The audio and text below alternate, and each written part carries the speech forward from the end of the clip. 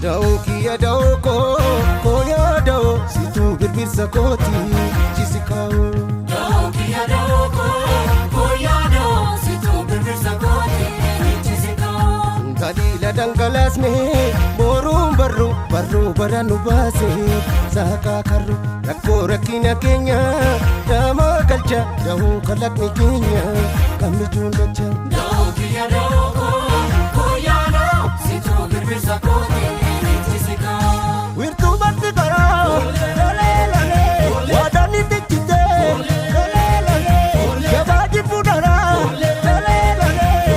empikil kite lale lale lalil ganama lale lale